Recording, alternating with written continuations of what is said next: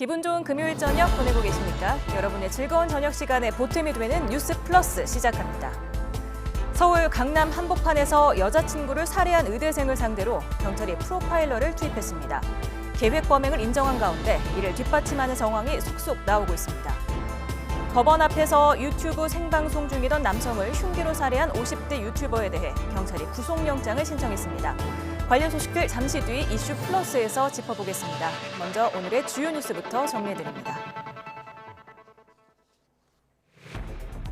윤석열 대통령 취임 2주년 기자회견을 두고 여야는 정반대 평가를 내놨습니다. 윤 대통령이 거부권 행사를 시사한 최상병 특검법 문제를 두고도 대치가 격화하고 있습니다. 검찰이 김건희 여사의 명품백 수수 의혹 관련자를 처음 소환하며 수사에 속도를 내고 있습니다. 다음 주에는 김 여사에게 가방 등을 건넨 최재형 목사가 조사를 받습니다. 경찰이 여자친구를 살해한 의대생을 상대로 프로파일러 조사에 들어갔습니다. 범행을 저지른 뒤 옷을 갈아입는 등 계획범죄 정황도 추가로 포착됐습니다. 전국 의대 교수들이 오늘 휴진에 들어간 가운데 대한의사협회는 정부가 의사를 악마화하고 있다며 대통령의 결단을 촉구했습니다. 정부는 외국 의사를 의료 현장에 투입하겠다는 대책을 내놨습니다. 민희진 어도어 대표의 해임 여부를 결정하는 임시주주총회가 오는 31일 열립니다. 민 대표가 하이브를 상대로 낸 의결권 행사 금지 가처분 신청에 대한 법원 판단이 변수가 될 것으로 보입니다. 보잉사 항공기 사고가 또 발생했습니다. 이틀 사이에만 3건이나 났는데 보잉사 비행기 부품 생산 과정에서 결함을 수백 개 발견했다는 내부 고발까지 나왔습니다.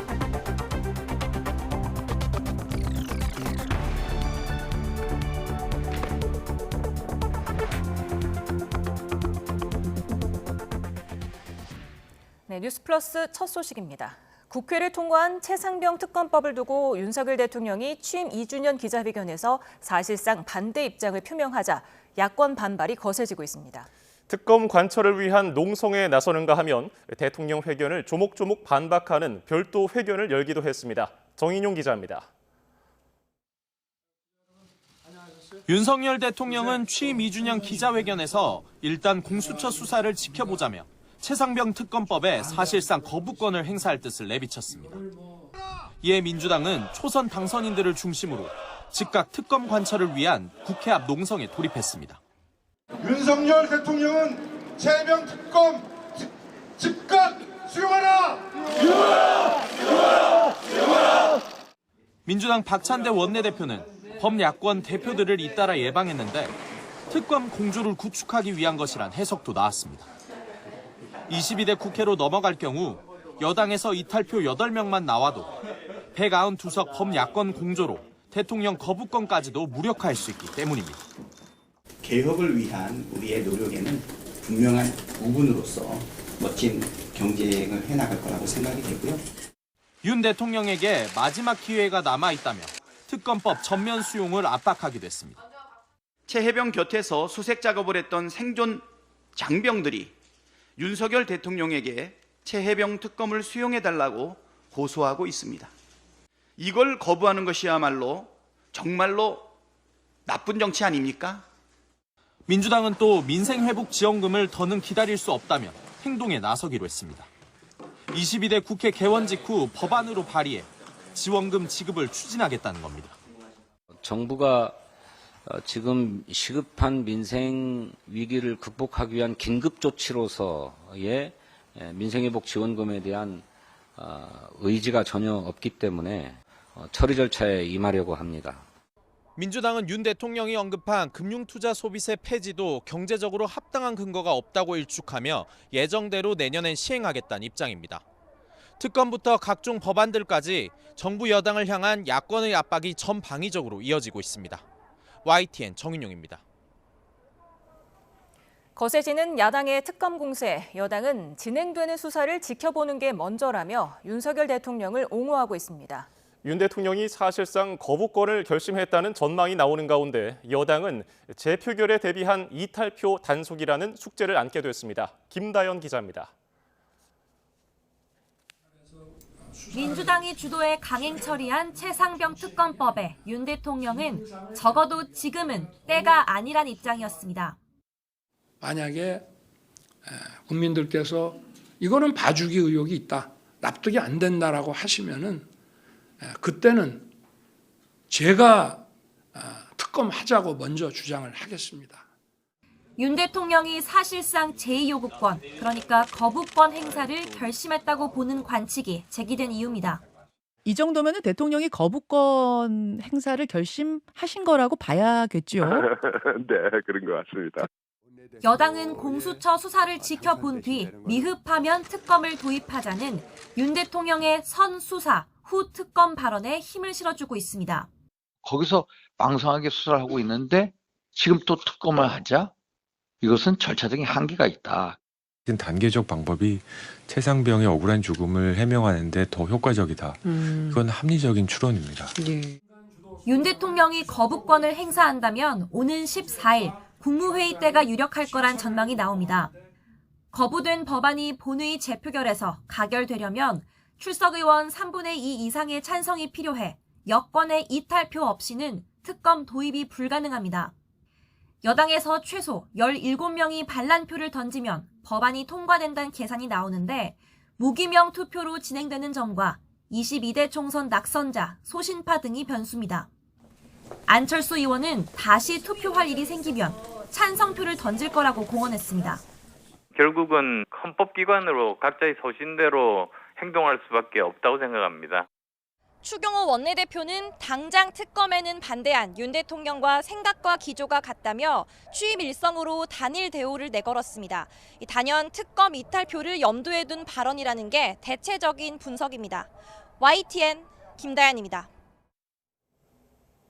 윤석열 대통령이 대통령실 시민사회 수석에 전광삼 전 시민소통 비서관을 임명했습니다. 정진석 비서실장은 전 신임수석이 시민사회의 다양한 목소리를 국정 운영에 반영할 수 있도록 현장 의견을 경청하고 조율하는 데 적임자라고 평가했습니다. 들어보겠습니다.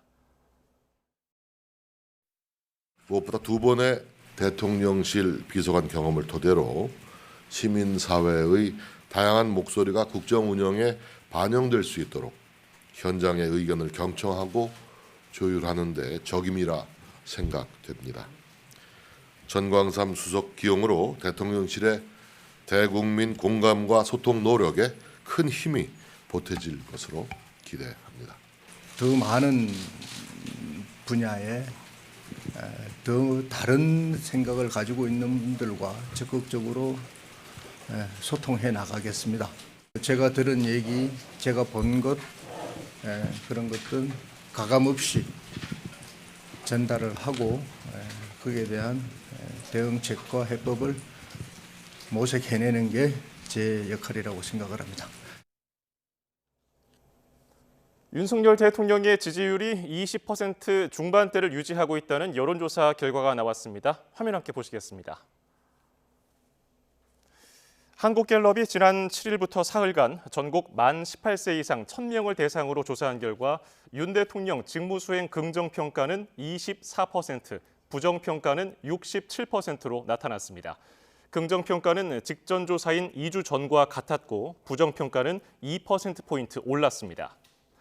긍정평가 이유로는 외교가 11%로 가장 많았고 부정평가 이유로는 경제와 민생, 물가가 19%로 가장 큰 비중을 차지했습니다.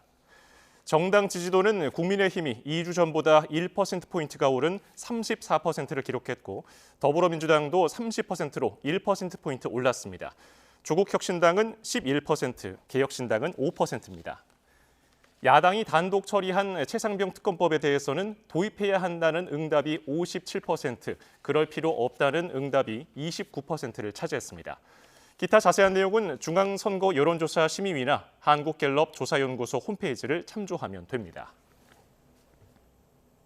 윤석열 대통령이 국민의힘 추경호 신임 원내대표에게 취임 축하난을 보냈습니다.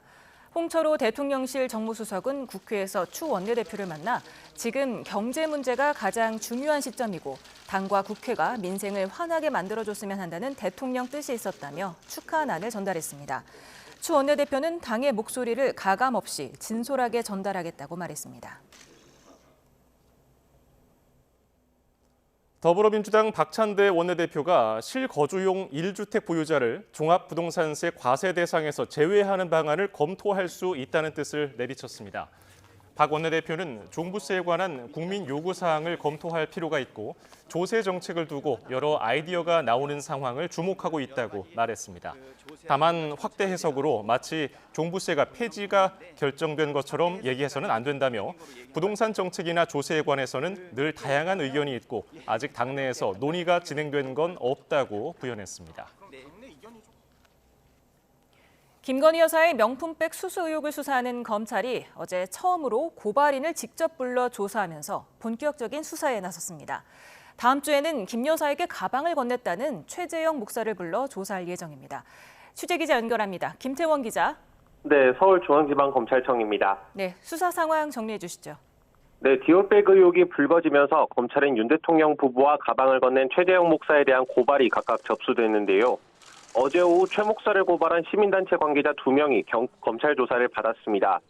조사는 2시간여 동안 진행된 것으로 전해진 가운데 이들은 최 목사가 김 여사에게 가방 등을 선물하고 영상을 공개하는 과정에서 주거 침입 등 불법을 저질렀다고 진술한 것으로 전해졌습니다.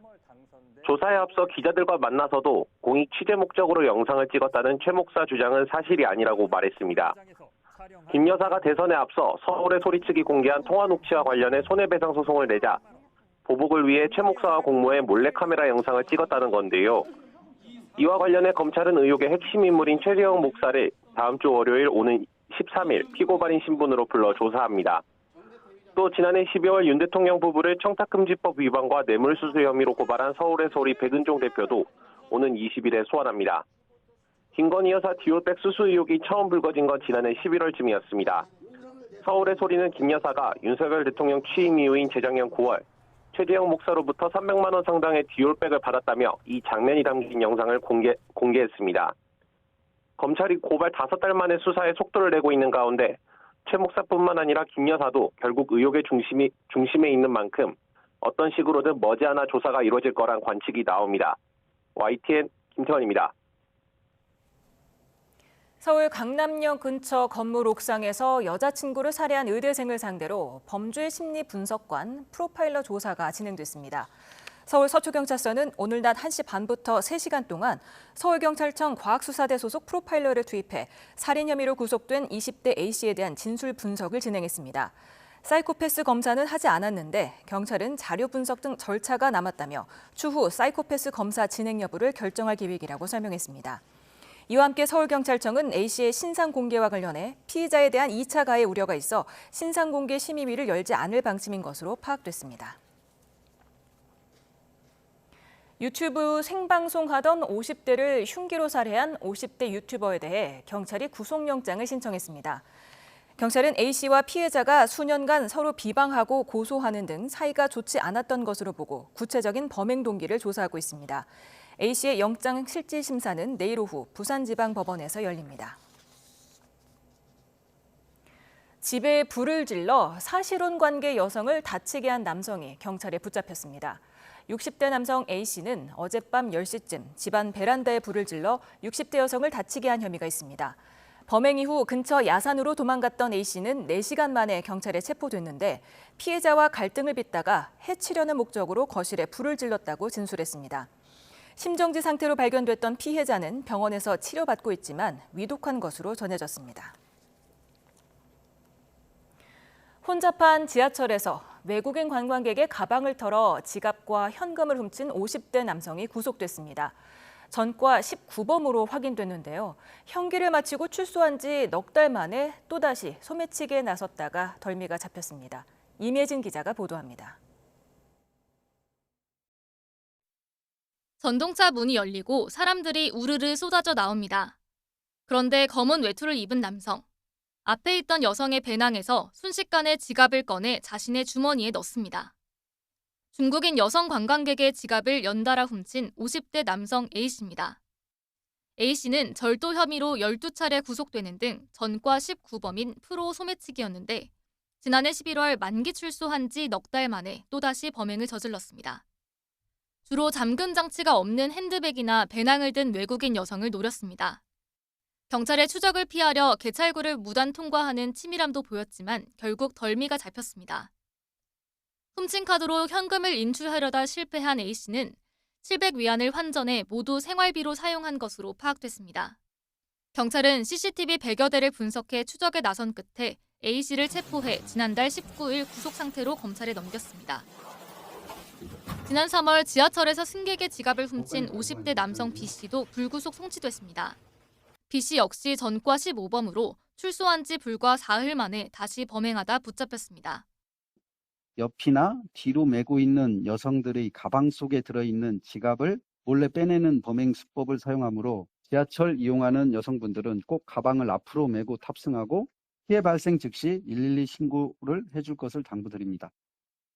경찰은 혼잡한 출퇴근 시간대 지하철에서 소매치기 범죄가 자주 발생한다며 주의를 당부했습니다. YTN 임혜진입니다. 지난 2022년 인터넷에 이태원 참사 희생자 명단을 무단 공개한 혐의로 온라인 매체 관계자들이 검찰에 넘겨졌습니다. 서울경찰청 반부패 수사대는 지난 7일 개인정보보호법 위반 혐의로 온라인 매체 민들레 김호경 편집이사와 시민언론 더탐사 최영민 전 공동대표를 송치했습니다. 이른바 창원 간첩단을 비롯해 국가보안법 위반 혐의로 기소된 시민단체 등이 국민참여 재판을 받게 해달라며 헌법 소원을 냈지만 받아들여지지 않았습니다. 헌재는 국민참여 재판을 받을 권리가 헌법 27조 1항에서 정한 재판받을 권리에 포함되지 않는다고 봤습니다. 어젯밤 호남고속도로에서 차량 사고 수습을 하던 50대 도로공사 직원이 2차 사고로 목숨을 잃는 안타까운 일이 있었는데요. 사고 현장에 도착 후 불과 4분 만에 벌어진 참변입니다. 화면 보면서 설명드리겠습니다. 이 화면은 사고 직전 차량 블랙박스 영상인데요. 빠른 속도로 1차선을 달리던 승합 차량이 사고 수습을 하고 있던 도로공사 차량을 그대로 덮치는 장면입니다. 사고 발생 시간은 어젯밤 7시 51분입니다. 당시 도로공사 직원은 전북 정읍시 주변 호남고속도로 하행선 1차로에서 사고가 났다는 신고를 접수하고 현장에 출동해 사고를 수습하고 있었습니다. 카니발 차량이 그 전방 부주의인 것 같습니다. 전방 부주의로 그 안전수사차를 그 충격을 하고 안전수사가 앞으로 밀리면서 저희 직원이 그 충격에 반대편 차선으로 그 이동을 해 날아갔습니다. 그래서 반대편 차선에 진행하고 있는 그 차량에 다시 한번 그 충격을 가해서 사망한 사고입니다. 1차 사고 신고를 받고 직원 2명이 현장에 도착한 시간은 7시 47분. 이때부터 현장에서 1차 사고 수습을 시작했는데 불과 4분 만에 2차, 3차 사고를 당한 겁니다.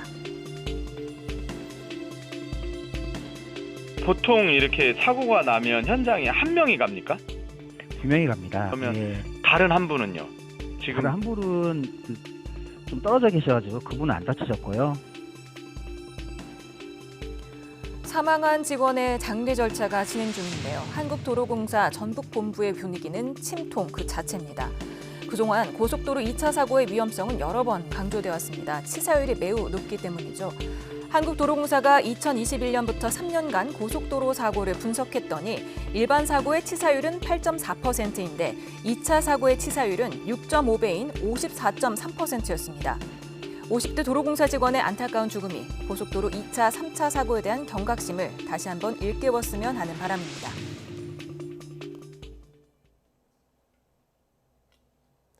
일본 라인 야후 사태와 관련해서 우리 정부가 유감의 뜻과 함께 우리 기업에 대한 차별적이고 부당한 조치에 단호하고 강력히 대응하겠다고 밝혔습니다. 네이버 측은 지분 매각 등 모든 가능성을 열고 소프트뱅크 측과 협상 중이라고 밝힌 가운데 이번 사안이 나쁜 선례가 될 거라는 우려도 나옵니다. 김태민 기자입니다. 일본 라인 야후 사태가 확산하며 논란이 커지자 우리 정부도 공식 입장을 내놨습니다. 일본 정부의 두 차례 행정지도가 우리 기업의 지분 매각 압박으로 인식되는 점에 대해 유감을 나타냈습니다. 차별적이고 부당한 조치엔 강력히 대응하겠다고 강조했습니다. 우리 기업이 해외 사업, 해외 투자와 관련하여 어떠한 불이익 처분도 받지 않도록 하겠다는 확고한 입장임을 다시 한번 말씀드립니다. 이에 앞서 네이버는 일본 소프트뱅크 측과 지분 매각 등 모든 가능성을 열어두고 협상을 벌이고 있다고 공식화했습니다. 라인야후는 네이버와 소프트뱅크가 절반씩 지분을 소유한 A홀딩스가 지배하는 구조입니다. 일본 측 요구대로 지분 관계를 바꾸는 건 곧 경영권을 넘긴다는 뜻입니다. 経営と執行を分離すれば問題ないというふうになるわけですから、当然これは過半をソフトバンクが持つと。 일각에선 이미 지난 2019년부터 소프트뱅크 측 인사들이 라인야후의 실질적 경영을 주도해온 만큼 적절한 가치를 매겨 지분 일부를 파는 것이 실리적이란 의견도 있습니다. 하지만 이런 식으로 경영권을 넘기면 다른 나라에서도 비슷한 일이 일어나게 하는 나쁜 선례가 될 거란 지적도 나옵니다. 이번 사태를 목과한다면 향후 한국 기업이 서비스하는 모든 국가에서 동일한 요구에 직면할 수 있다는 점에서 우리 정부는 심각한 위기의식하에 적극 대응해야 된다. 우리 정부는 앞으로도 사태를 주시하고 필요할 경우 정부 차원에서 대응하겠다고 강조했습니다. 자칫 외교 문제로도 번질 수 있는 만큼 네이버는 조심스러운 입장이지만 지분 관계에 대한 결론이 나면 어떤 식으로든 논란은 피할 수 없을 전망입니다.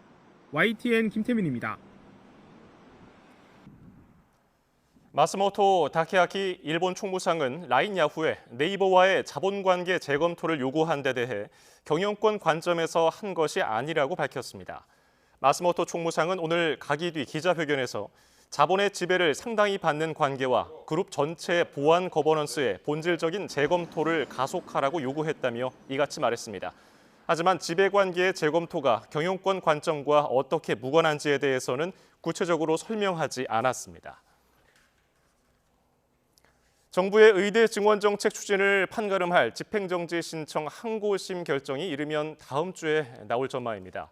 오늘은 법원이 증원 근거 자료를 내라고 한 마감일이었는데 정부는 충실하게 자료를 준비했다고 밝혔고 의료계는 졸속 증원 증거일 뿐이라면서 4만 명 넘게 서명한 탄원서를 제출했습니다. 이문석 기자입니다. 서울고등법원이 정부에 의대 2,000명 증원의 근거 자료를 제출하라고 한 마지막 날, 대한의사협회는 재판부에 정부의 증원 결정 효력을 멈춰달라며 탄원서를 제출했습니다. 의사회원 2만여 명을 비롯해 의대생과 학부모 등 4만 2천여 명이 동참했다고 밝혔습니다. 탄원서와 함께 일본의 의대 정원 정책 등 재판부가 참고할 만한 자료도 전달했다고 전했습니다. 의협은 증원 배정 등이 회의록도 없이 졸속으로 이루어졌다며 이대로 강행될 경우 의학 교육의 질은 저하되고 혼란이 야기될 거라 주장했습니다. 얼마나 이 논의가 졸속으로 이루어졌나, 얼마나 한심한 짓들을 국민들을 속여가면서 해왔는지에 대해서 잘 알 수 있습니다. 하루 앞서 의대 교수 2,900여 명도 증원 논의를 원점에서 시작할 수 있게 해달라며 재판부에 탄원서를 냈습니다. 정부는 의사단체 등이 문제 삼은 정원배정위원회와 의료현안협의체 회의는 법정협의체가 아니어서 회의록 작성 의무가 없다는 점을 재차 강조했습니다. 또 법원이 요청한 자료들을 모두 충실히 작성했으며 이 가운데 국민에게 비밀로 할 내용은 없다고 설명했습니다. 다만 재판부 최종 결정이 나오기 전인 만큼 해당 자료들을 추후 공개하는 방안을 검토 중이라고 덧붙였습니다. 저희가 재판을 앞두고 자료를 언론에 공개를 해서 마치 여론전을 하는 듯한 인상을 주는 것은 판사에 대한 예의도 아니고 재판 중인 사항에는 바람직하지 않다라고 생각을 합니다. 한 손에 정부 측의 과학적 증원 근거 자료를, 다른 손에 의사들의 졸속 정책 철회 탄원서를 받아든 법원은 이달 중순까지 항고심 결정을 내릴 계획입니다. YTN 이문석입니다. 전국 의과대학 교수들이 지난주에 이어서 오늘도 하루 집단 휴진했지만 진료에 큰 차질은 없었습니다. 의사협회는 윤석열 대통령에게 의료개혁 백지화를 거듭 촉구했지만 정부는 오히려 전공의 수련제도 개선 등 개혁 세부 사안 마련에 속도를 내고 있습니다. 홍성기 기자입니다. 전국의 의과대학 교수들이 지난주에 이어 다시 실력 행사에 나섰습니다. 서울대학병원 등 이른바 빅5를 비롯한 전국의 주요 대학병원에서 진료하는 교수들이 포함됐지만 실제 진료 현장을 떠난 교수는 많지 않았습니다. 전체 대학병원 교수님들이 오늘 다 휴진하기로 하신 날이긴 한데 실제로 참여하시는 교수님들은 좀 극히 미약해서 진료 현장에 혼란이라든가 그 이상은 없었습니다. 대한의사협회는 윤석열 대통령이 기자회견에서 변함없는 의료개혁 의지를 강조한 것에 대해 관료들이 이권을 위해 대통령을 속이고 있다고 주장했습니다. 결국 국민을 위협하는 정책의 책임은 대통령이 지게 될 것이라며 백지화를 결단해달라고 촉구했습니다. 부디 오늘이라도 국민들을 위해 큰 결단을 내리셔서 국민들의 눈물을 닦아주시기를 부탁드립니다. 정부는 윤 대통령이 기자회견에서 밝힌 것과 같이 의료개혁에 속도를 내고 있습니다. 두 번째로 열린 의료개혁 특위에서는 전공의 수련제도 개선 방안의 하나로 지역 종합병원이나 의원급에서도 전공의 수련을 허용하기로 했습니다. 전공의들이 상급 종합병원의 과도한 근무 시간에서 벗어나는 동시에 대형 병원들이 전공의들에게 의존하는 구조를 깨겠다는 의도가 담겨 있습니다. 전공의들이 의료 현장으로 복귀하지 않고 있는 현 상황을 감안하여 전공의 업무 환경을 획기적으로 개선하는 것에 최우선 순위를 두어야 한다는데 대다수 위원님들께서 뜻을 모아주셨습니다.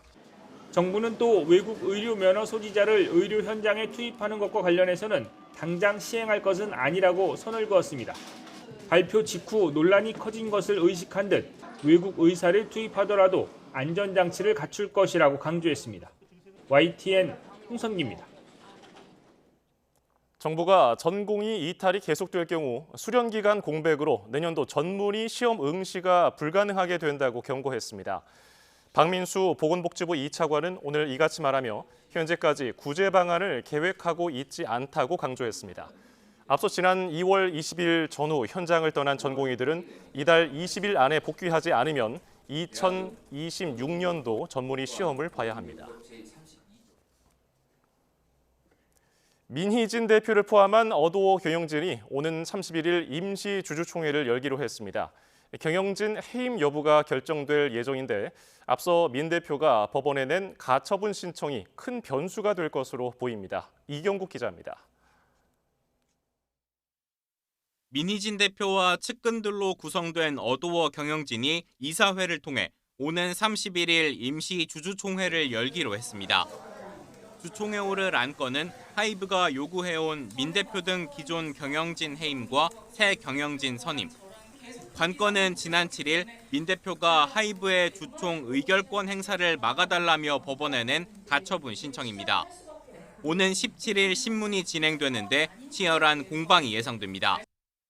민 대표 측은 주주 간 계약을 통해 임기 5년이 보장된 만큼 자신을 해임하려는 건 부당하다고 강조할 것으로 보입니다. 반면 하이브는 민 대표 등의 경영권 탈취, 내부 자료 유출 정황이 뚜렷한 상황에서 의결권 행사를 통한 해임은 타당하다고 맞설 계획입니다. 법원이 민 대표의 신청을 기각한다면 하이브는 80%의 지분을 토대로 경영진을 교체한 뒤 사태 수습에 속도를 낼 방침입니다. 특히 하이브는 민 대표 해임 뒤 그룹 뉴진스의 활동을 관리하기 위한 계획도 논의 중인 것으로 전해졌습니다. 다만 가처분 신청이 받아들여져 경영진 교체가 불발된다면 갈등 장기화가 불가피해 보입니다. 특히 뉴진스의 컴백 활동과 맞물려 불편한 동거가 이어질 거라는 예측이 나옵니다. 이런 가운데 양측의 충돌은 더욱 격화하고 있습니다. 하이브는 감사 과정에서 어도어 직원이 회사로부터 인센티브를 받는 대신 광고주에게 직접 수억 원을 받는 등 횡령한 정황을 포착했고 민 대표 등이 이를 묵인했다며 추가적인 법적 조치를 예고했습니다. 민 대표 측은 업계 관례일 뿐이라며 하이브의 강압적인 감사에 대해 법적 대응을 검토하겠다고 반발했습니다. 양측의 갈등이 출구를 찾지 못하는 가운데 결국 수사기관과 법원의 판단이 이번 사태의 분수령이 될 전망입니다. YTN 이경국입니다. 해양수산부는 주요 어종 생산이 적은 어한기를 맞아 수산물 물가 안정을 위해 오징어와 갈치 등 정부 비축 물량 5,000톤을 시중에 푼다고 밝혔습니다. 명태 3,000톤, 고등어 700톤, 오징어 300톤, 갈치 900톤, 참조기 130톤, 마른 멸치 20톤으로 다음 달 16일까지 전통시장과 도매시장, 가공업체에 공급합니다. 현대 엔지니어링이 전남 무안군 아파트 단지에서 대규모 하자가 발생한 것과 관련해 공식 사과했습니다. 현대 엔지니어링은 오늘 홍현성 대표 명의로 입장문을 내고 책임을 통감하고 입주 예정자들이 만족할 수 있도록 품질 확보에 최선을 다하겠다고 밝혔습니다.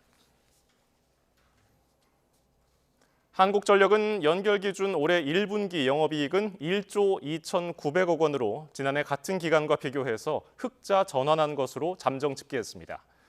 매출은 23조 2,900억 원으로 1년 전보다 7.9% 증가했고 순이익은 5,900억 원으로 흑자로 돌아섰습니다.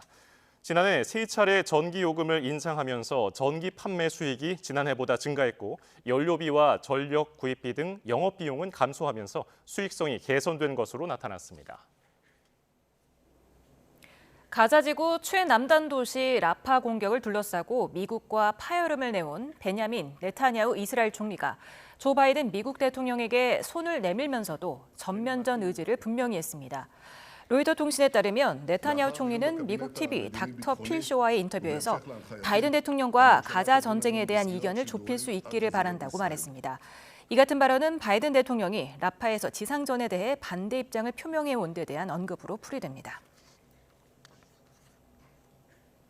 중국판 네이버로 불리는 중국 IT 기업 바이두의 시가총액이 1조 원 넘게 증발했습니다. 초과 노동을 당연하게 여기는 부사장의 발언에 여론이 들끓었기 때문인데요. 도대체 어떤 말을 한 건지 베이징 강정규 특파원이 보도합니다. 바이두의 홍보 담당 부사장 취징은 최근 자신의 SNS에 올린 4대 개의 영상에서 이렇게 말했습니다. 按公关你就别想求中，无论在华为还是在百度，没学过廉价，手机24小时开机，随传随到。 제로 코로나 격리가 엄격할 때 얘기이긴 하지만 50일 출장도 당연하다는 식입니다. 出了北京就不能进北京，所以连续出差50天是时间最合理、最优化的方式。 초과 노동을 미화하고 직원을 소모품처럼 대하는 발언이 이어집니다. 我不是你婆婆，我也不是你妈，你要回去就回去，你要回去以后升职级涨薪的时候不要来找我。 비난 여론이 들끓으면서 바이두 주가는 한때 4% 가까이 곤두박질 쳤습니다. 지난 7일 하루 동안 시가총액이 1조 원 넘게 증발했습니다. 결국 취징은 사과문을 올리고 문제의 영상을 모두 지웠습니다. 취 부사장이 사직했다는 보도도 나왔습니다. 앞서 2019년 알리바바 창업자 마윈도 사내 행사에서 비슷한 말을 했다가 사과한 적이 있습니다. 必须做的比996更多，我们的员工才能活得更好，社会才能更加进步。 여기서 996이란 아침 9시부터 저녁 9시까지 주 6일 일하는 걸 뜻합니다. 중국 IT 업계의 열악한 현실, 0시부터 0시까지 주 7일 근무한다는 007이란 말이 나올 정도입니다. 박봉과 과로에 지친 중국 청년들은 꾀재재한 출근 복장을 유행처럼 공유하며 반항하기도 했습니다. 가장 자본주의적 고용 형태를 보이는 노동계급의 나라, 분출구를 찾지 못한 불만이 소리 없이 쌓여가고 있습니다. 베이징에서 YTN 강정규입니다. 튀르키예에서 보잉 화물기가 동체로 비상 착륙하는 사고가 난 데 이어 세네갈에서는 여객기가 활주로를 이탈하는 등 보잉사 항공기 사고가 이틀 새 3건이나 발생했습니다. 이런 가운데 보잉사 항공기 부품 생산 과정에서 결함 수백 개를 발견했다는 내부 고발자의 추가 폭로까지 나왔습니다. 박영진 기자가 보도합니다.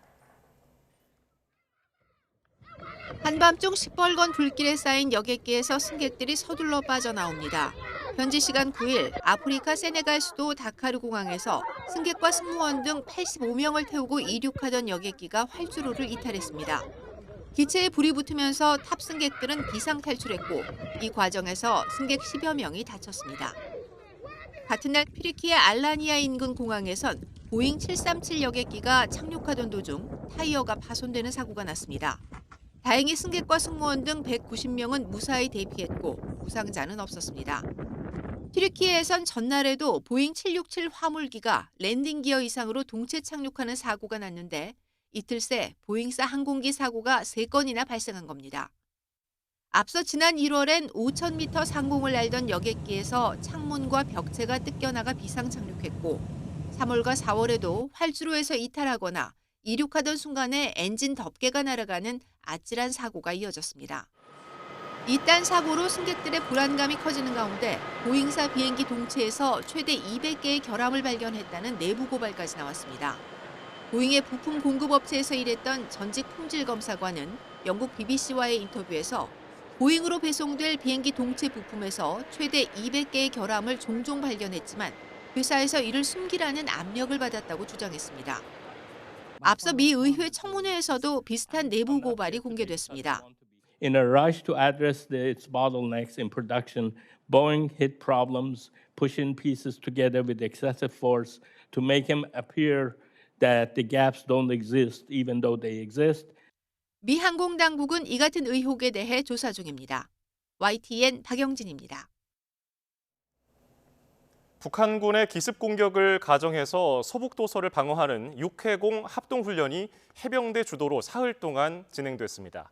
이번 훈련에는 처음으로 이국종 국군 대전병원장을 중심으로 한 외과팀도 참여해서 작전 지역에서 빠르게 수술 여건을 만드는 로드맵을 점검했습니다. 조용성 기자입니다.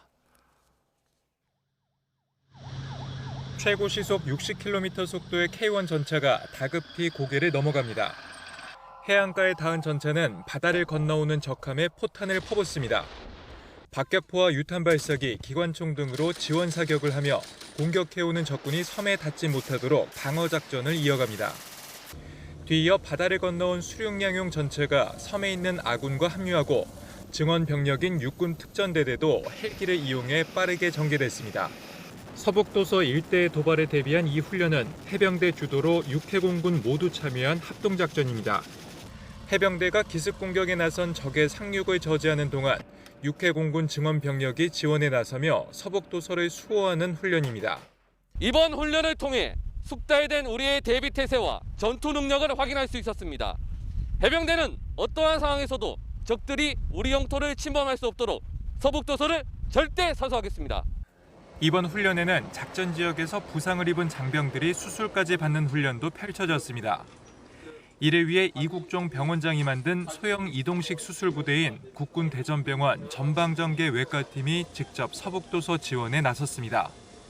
이 원장은 병원장으로서는 이례적으로 훈련에 직접 참여해 응급 외상 환자 후송부터 처치까지 훈련 전 과정을 지휘했습니다. 본 FSD 신속 전개훈련의 가장 큰 목적은 육상에 존재하고 있는 의료 자원들이 항공전력과 유기적으로 결합하여 대한민국의 국토와 명예를 수호하고 있는 천격부의 전력들에게 최후의 보루가 될 수 있도록 지휘, 숙달하는 데 있습니다. 이번 훈련을 지휘한 서북도서 방위사령부는 검토를 거쳐 미흡한 점이 있었는지 확인하고 대응 능력을 더 끌어올리겠다는 계획입니다. YTN 조용성입니다. 오는 15일 부처님 오신 날을 앞두고 이번 주말 서울 도심에서 대규모 연등회 행사가 열립니다. 내일 저녁 7시부터 9시 반까지 흥인지문에서 시작한 연등 행렬은 종각을 지나 조계사로 이어집니다. 유네스코 세계 무형문화유산이기도 한 연등회에는 70여 개 단체 15,000명이 참석합니다. 밤사이에 강원 영동에 초속 25m 이상의 양간지풍이 불 것으로 보여서 화재에 주의가 필요합니다. 주말인 내일은 전국에 또 한 차례 비가 예상되는데 어린이날 피해가 발생한 제주도와 남해안에 또 100mm 안팎의 강한 비바람이 예고됐습니다. 정혜윤 기자입니다. 고성 부근 강원산간 CCTV. 나무가 심하게 흔들리기 시작합니다. 바람이 점차 거세지고 있는 겁니다. 밤사이에는 더 강하고 건조한 강풍이 영동 지방을 중심으로 몰아칠 전망입니다. 이른바 양간지풍으로 남고북저 형태의 기압 배치에서 서풍이 태백산맥을 넘으며 고온 건조한 강풍으로 변하는 것을 말합니다. 대형 산불의 원인이 됩니다. 영동 지방의 돌풍은 밤사이 산간을 중심으로 초속 25m 이상 무척 강하게 불 전망입니다. 올해는 영동 지방으로 양간지풍이 예년보다 덜 불었고 비교적 비도 자주 그리고 많이 내리고 있어 지난해보다 산불 발생이 줄었습니다. 하지만 바람이 강하게 부는 주말까지는 불씨가 멀리 날아가거나 시설물 등에 의해 산불이 발생할 수도 있으므로 각별한 주의가 필요합니다. 주말 오후부터는 전국에 비가 내리겠습니다. 산불 위험은 줄지만 내륙에도 강한 비바람이 예상돼 주의가 필요합니다. 특히 지난 어린이날 호우 피해가 발생한 남해안과 제주도에는 또 한 차례 100mm 안팎의 봄 호우가 예상됩니다. 일부 지역에는 시간당 10에서 20mm의 강한 비가 예상돼 시설물 피해도 우려됩니다. 11일 밤부터 12일 오전 사이 남해안과 지리산 부근, 제주도에는 강하고 많은 비가 내리는 곳이 있겠으니 각별한 주의가 필요합니다. 서울 등 중부 내륙은 5에서 30mm로 비의 양이 많지 않겠지만 해안가와 일부 내륙을 중심으로 바람이 다소 강하게 불겠습니다. 비는 휴일 오전 중부지방부터 점차 그치겠지만 이후 황사가 발원할 가능성도 있어 주의가 필요합니다. YTN 정혜윤입니다.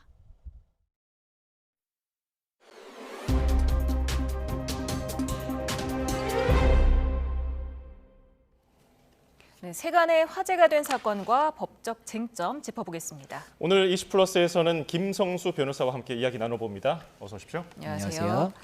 네, 지금 20대 여성 여자친구를 살해한 의대생 지금 구속됐는데요. 범행 당일 행적이 계속 추가로 드러나고 있습니다. 계획 범죄임을 인정을 했고요. 그 정황이 계속 드러나고 있는데요. 정리해 주시죠. 예, 일단 사실관계를 조금 설명을 드리겠습니다. 일단 2024년 5월 6일, 그러니까 이번 주 월요일이었습니다. 월요일 날 오후 5시 20분경에 경찰에 신고가 한 통이 들어옵니다. 그 신고 내용은 한 남성이 건물 위에서 투신을 하려고 하는 것 같다라는 신고가 들어왔고 경찰이 출동을 해서 이 남성을 이제 이 투신을 하지 못하도록 이렇게 해서 구조를 하는 작업이 이루어집니다. 그래서 구조를 해서 이제 왔는데 이후에 남성이 이 경찰에다가 이야기를 합니다. 내가 지금 평소 복용하던 약이 있는데 그 약이 들어있는 가방이 옥상에 있다. 이렇게 이야기를 하게 되고 그래서 경찰이 이제 가방을 찾기 위해서 갔는데 그 자리에서 이 옥상에 여성의 시신이 한 구가 발견이 된 거예요.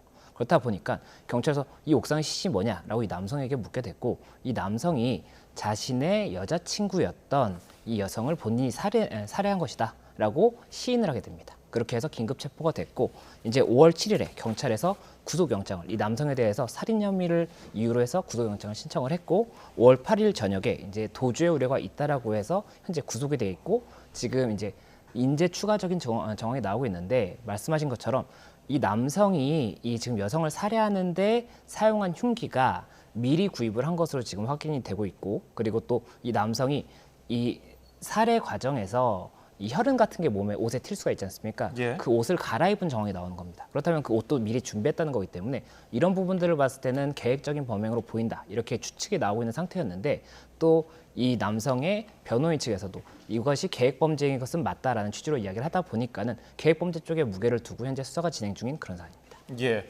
경찰은 이제 범행 동기를 규명하려고 프로파일러 면담을 실시했고요. 사이코패스 진단도 진행을 검토하는 것으로 알려져 있는데 그러면은 사이코패스 진단은 어느 경우에 하게 됩니까?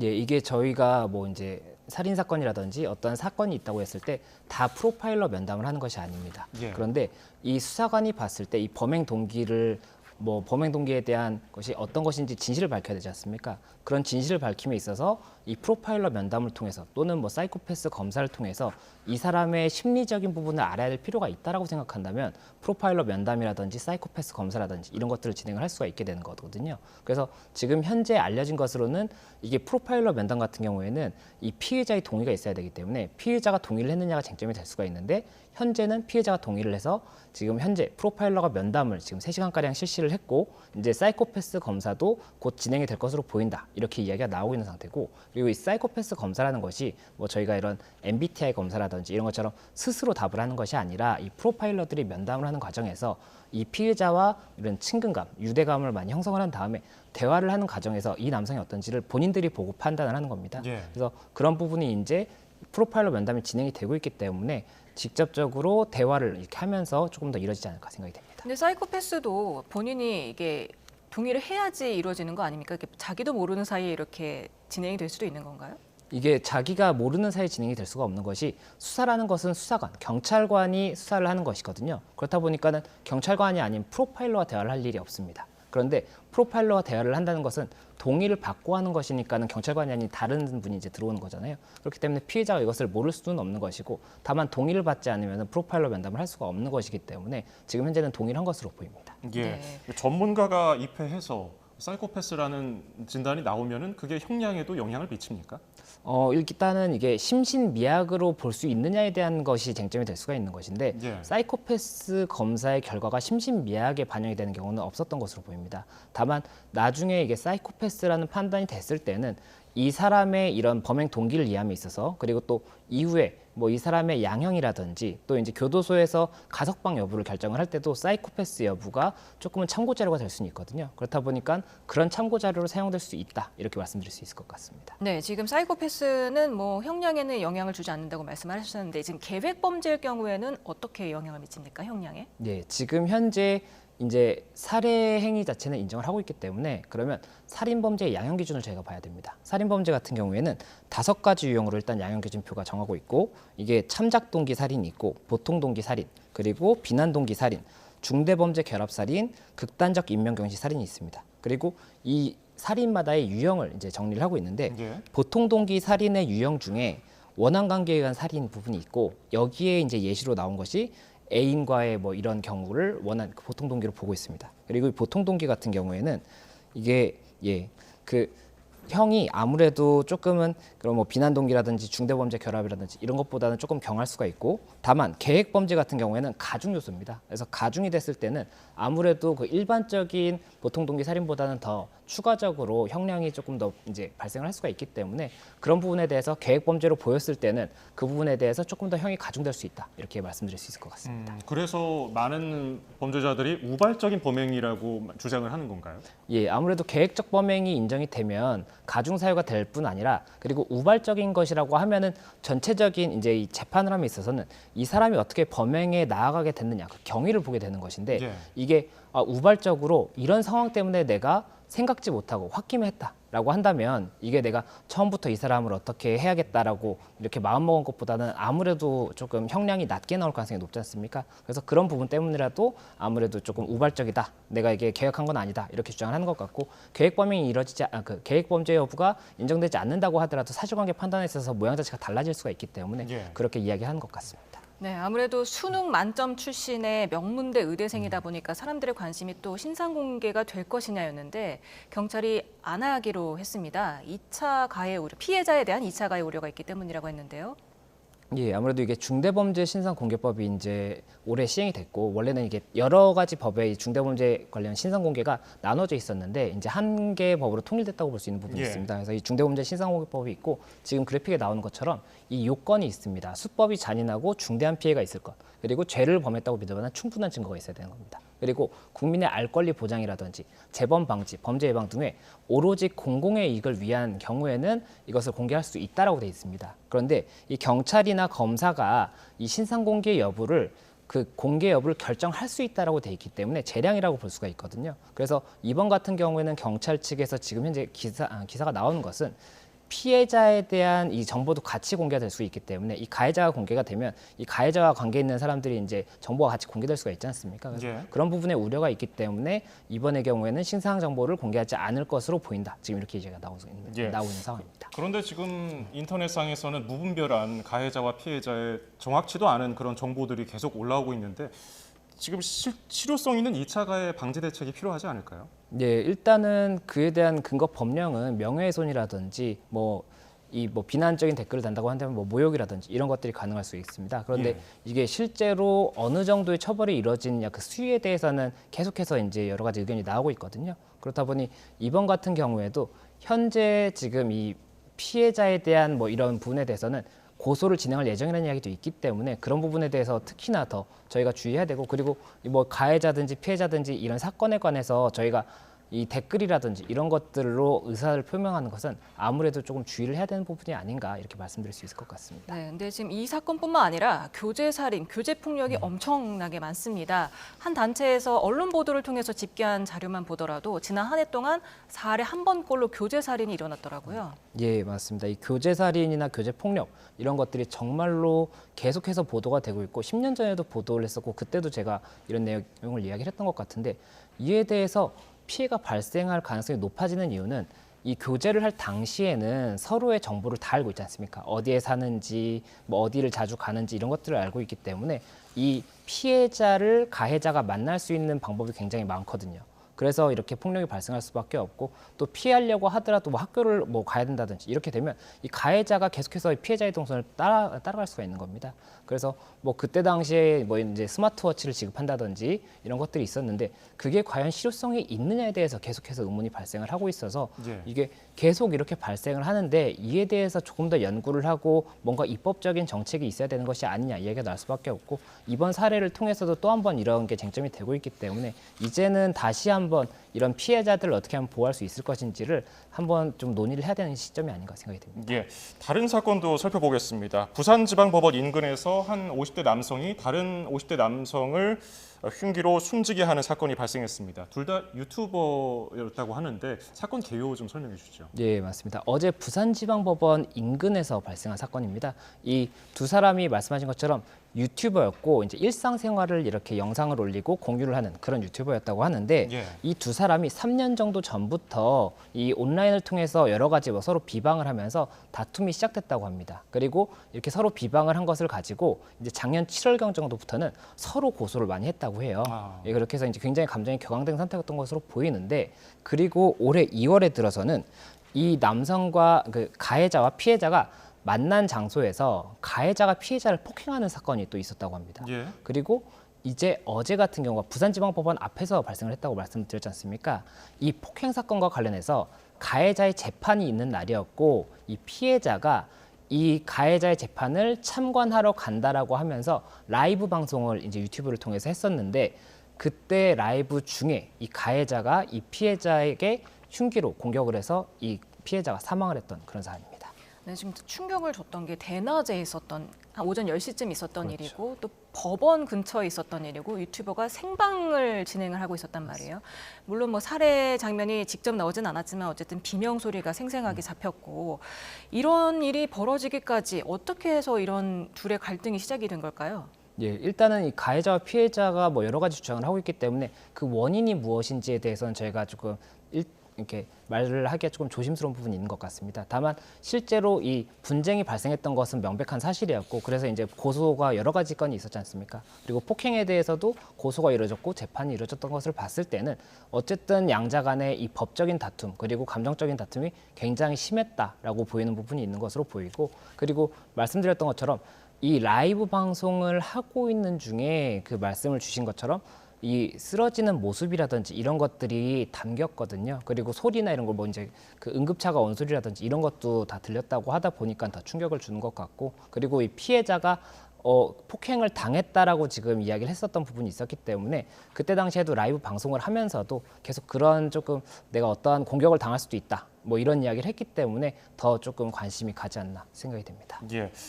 말씀하신 대로라면 어느 정도 피해자가 사고가 날 것을 짐작하고 있었던 거 아닌가요? 예, 아무래도 이제 피해자가 계속 그런 이야기를 했다고 합니다. 저도 그 직접 영상을 보지 못했지만 그 일단 이야기가 나오는 것은 굉장히 조금 뭐 불안하니까 112 신고할 것을 좀 대기해 달라 이렇게 계속 이야기를 한답니다. 라이브 방송을 하면서 그렇기 때문에 어떠한 공격을 당할 것이라는 생각은 했던 것으로 보이는데 가능성이 있다라고 생각은 했던 것으로 보이는데 그것이 흉기를 통한 공격이라고까지는 당연히 생각을 못했지 않을까 생각이 되고 다만 이제 폭행이나 이런 사건이 있었기 때문에 폭행 정도의 공격을 생각하지 않았을까 이렇게 예상이 됩니다. 네. 근데 또 가해 유튜버가 지금 범행 후 도주를 하면서 그리고 또 경찰의 체포 직후에 글을 남겼대요. 자신의 유튜브 채널 커뮤니티에. 이게 가능한 건가요? 예, 이게 도주 중에는 당연히 핸드폰을 본인이 가지고 있었을 것이기 때문에 본인의 채널에다가 글을 올렸던 것으로 보이고 그리고 이제 그 체포 직후에도 글을 올렸다고 하는데 이 체포 직후라는 것이 이제 정말로 아예 체포가 되기 직전에 이렇게 이제 나 체포됐구나라고 해서 글을 올린 것인지 아니면 체포돼서 이동을 하는 중에 글을 올린 것인지는 정확하지 않습니다. 다만 체포된 직후에도 휴대전화를 바로 압수당하거나 이런 것이 아니었다고 한다면 본인이 휴대전화를 소지하고 있기 때문에 휴대전화를 통해서 이 글을 게시할 수 있었지 않을까 이렇게 예상이 됩니다. 예, 다음 주제도 살펴보겠습니다. 라인 야후 얘기인데요. 라인 야후 최고 경영자가 네이버에 라인에 대한 지분 매각을 요청했고요. 유일한 한국인 이사진마저 교체가 됐습니다. 정확히 어떤 상황입니까? 예, 이 라인이라는 것이 네이버에서 이제 실시를 했던 이런 저희 카카오톡 있지 않습니까? 예. 카카오톡과 비슷한 이런 메신저 프로그램이라고 볼 수가 있습니다. 그런데 이게 국내보다는 일본에서 굉장히 큰 성공을 한 것 같아요. 예. 그리고 뭐 대만이라든지 태국에서도 굉장히 큰 성공을 하고 있다고 하는데 이 라인이라는 것이 일본에서 이렇게 사업을 크게 진행을 하다 보니까는 이 라인이 네이버가 이제 국내 기업이지 않습니까? 국내 기업이 아무래도 이것을 단독으로 진행하기에는 여러 가지로 조금 뭐 사유가 있었을 것으로 보이는데 그로 인해서 2021년경에 이 라인과 그리고 야후 있지 않습니까? 예. 검색 포털이었던 야후 이 두 곳이 이 업무를 같이 하겠다. 그래서 합병을 하겠다. 이렇게 발표를 하고 이 라인 야후를 이제 가지고 있는 A홀딩스 64.5%의 지분을 라인 야후의 64.5%의 지분을 가지고 있는 A홀딩스가 설립이 되고 이 A홀딩스의 지분을 네이버가 50% 또 그리고 소프트뱅크가 이제 야후를 가지고 있었거든요. 예. 그래서 이 소프트뱅크가 이 50%를 가지고 있는 그런 지분 구조가 됩니다. 그렇게 해서 이게 국내 한국 기업이냐 아니면 일본 기업이냐 이런 거에 대해서도 이제 일본 내부에서는 여러 가지 이야기가 있었는데 이번에 이 라인 야후 관련해서 어떤 부분이 있었냐면 개인정보 51만 건 정도가 유출되는 사고가 있었습니다. 작년경에. 그런데 이와 관련해서 일본의 이제 행정부에서 이 관련 어떠한 조치를 해라라고 행정 지도를 했는데 거기에서 이런 보안 관련 문제가 발생하지 않도록 할 것과 그리고 그 네이버와의 지분에 대한 것을 재검토하라는 이야기가 나옵니다. 예. 그리고 이 재검토 때문에 이게 결국에는 지분을 그럼 네이버 지분을 정리하라는 것이 아니냐라는 이야기가 계속해서 나왔었고 현재 지금 그 한국인 이사가 한 명이 이 라인 야후에 있었는데 그 한국인 이사마저 이사회에서 이제 빠진 것으로 봤을 때는 아무래도 네이버를 지우기 위한 것이 아니냐 이런 이야기가 나오고 있어서 이에 대해서 어떻게 진행될지가 계속해서 관심을 받고 있는 그래서 네, 아까 뭐 일본의 카카오톡이라고 네, 할 그렇죠. 정도로 라인이 거의 9,500만 명이 가입을 했다고 하더라고요. 그렇게 네이버가 공들여서 13년간 공들여서 키워놨더니 이제 일본이 헐값에 가져가려고 하는 거 아니냐 이런 의구심이 많이 있더라고요. 어떻게 보십니까? 예, 맞습니다. 지금 현재 네이버에서는 아직까지 뭐 여러 가능성을 두고 어떻게 할지를 검토하고 있다고 한다는데 지금 일본의 어쨌든 이 행정기관 측에서 이렇게 이야기를 했다고 한다면 이것을 무시하기는 어려울 겁니다. 계속해서 사업을 하려면 일본과도 이제 관계가 좋아야 될 수밖에 없기 때문에 그에 대해서는 고민이 될 수밖에 없는 것이고 이 네이버 측에서 만약에 계속해서 이 네이버의 지분에 관한 이런 좀 의견이 있다라고 한다면 부담이 있을 수밖에 없거든요. 그런데 네이버에서 이것을 매각을 하려고 한다고 하더라도 이 지분이라는 건 결국에 주식이고 이 주식의 가치를 얼마를 쳐주느냐도 굉장히 중요할 수가 있거든요. 이게 지금 뭐 수십조에 달하는 사업이다라고 이야기가 나오고 있기 때문에 그럼 그에 대한 50% 지분이니까 그러면 굉장히 큰 금액을 받아야 될 것인데 이것을 인정해 줄 것이냐 그리고 이것을 인정받는 절차에 있어서도 혹시나 일본 정부의 개입이 있는 것은 아니냐라는 염려가 되다 보니까는 그 조금 기출을 저희가 좀 주목해서 봐야 될 것으로 보이고 만약에라도 네이버가 조금 부당하게 대우를 받는다고 한다면 한국 정부에서도 뭐 최선을 다해서 돕지 않을까 지금 이런 이야기는 나오고 있는데 지금 한국 정부에서는 굉장히 조금 중립적인 뭐 필요한 경우에는 돕겠다 이 정도의 좀 입장을 표명하고 있기 때문에 이에 대해서 어떻게 될지도 좀 봐야 될 것 같습니다. 예. 이게 해외 기업에 일본 정부가 좀 개입하는 듯한 모습을 보인 게 그런 의구심이 드는 게 이번이 처음은 아니잖아요. 예, 맞습니다. 일본이 전에 닛산 르노 관련해서도 이 닛산이 일본 자동차 회사이고 르노가 이제 프랑스 회사입니다. 네, 닛산 르노 얼라이언스라고 해서 닛산과 르노가 서로의 이제 회사의 지분을 가지고 있는 그런 형태가 있었는데 이 닛산 같은 경우에는 르노의 지분을 15% 정도 가지고 있었고 르노 같은 경우에는 닛산의 지분을 40% 정도 가지고 있었습니다. 그래서 아무래도 그렇게 되면 지분을 더 많이 가지고 있는 쪽이 이 얼라이언스의 이런 뭐 어떠한 행정적인 부분이라든지 이런 경영 판단에 있어서도 유리할 수밖에 없는데 그런 부분에 있어서 조금 뭐 여러 가지 이야기가 있었던 것 같습니다. 그리고 그런 와중에 일본 정부에서 이 닛산 르노 얼라이언스의 이 회장이었던 이 회장에 대해서 뭐 여러 가지 범죄 혐의가 있다 이런 이야기가 나오고 예. 그 이후에 이런 사태가 정리되는 과정에서 닛산과 르노가 이제 동등하게 15%씩 지분을 가지는 것으로 정리가 됐거든요. 뭐 이게 여러 가지 절차가 있었지만 그렇다 보니까 그런 범죄 혐의를 이렇게 묻는다든지 이런 것들이 일본 정부에서 이 닛산 르노 얼라이언스 관련해서 지분 정리를 하는 데 있어 어떤 도움을 준 것은 아니냐 이런 이야기가 나오다 보니까는 이번 사례와 조금 유사한 것이 아니냐 이런 의견이 나오고 있는 상황입니다. 네, 지금 우리 정부도 유감의 뜻을 밝혔습니다. 그리고 우리 기업에 대한 차별적이고 부당한 조치에 강력히 대응하겠다 이렇게 밝혔는데 어떤 대응을 할 수 있을까요? 예, 이게 어떤 대응을 할 수 있는지는 정말 여러 가지로 봐야 될 것 같습니다. 이게 법적인 부분이라기보다는 결국엔 정치적인 부분이 될 수가 있고 지금 현재 일본에서도 이 지분 관계를 정리하라라는 건 개인정보 유출과 직접적인 관계가 있다고 볼 수는 없어요. 개인정보가 유출됐다고 해서 지분을 정리하라고 할 건 아니지 않습니까? 그렇다 보니까는 이게 법적인 부분보다는 정치적인 어떤 목적이 있는 것이 아니라는 의견이 나오는 것이고 국내에서도 만약에 그렇게 일본에서 계속해서 압박을 하는 모습을 보인다고 한다면 법적인 부분이 아니라 다른 뭐 정치적인 뭐 방법을 통해서라도 이런 부당한 부분이 없도록 노력할 수밖에 없지 않나 생각이 됩니다. 예, 알겠습니다. 오늘 이슈플러스 김성수 변호사였습니다. 고맙습니다. 네, 감사합니다. 고맙습니다. 낮 동안 기온이 크게 올랐습니다. 특히 동쪽 지방에서는 여름처럼 더운 곳도 있었는데요.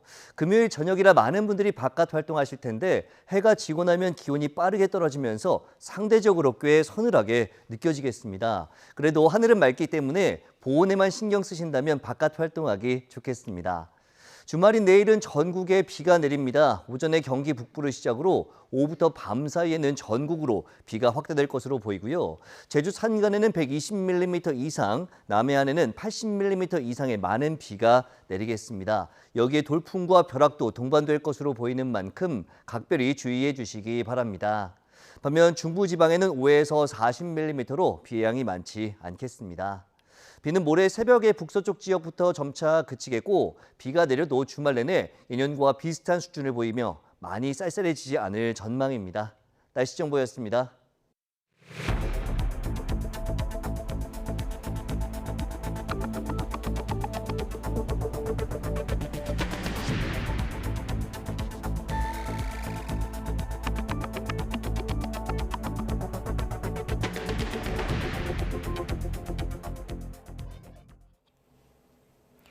국민의힘에서 전당대회 시점과 규칙 개정 문제를 둘러싼 논란이 계속되고 있습니다.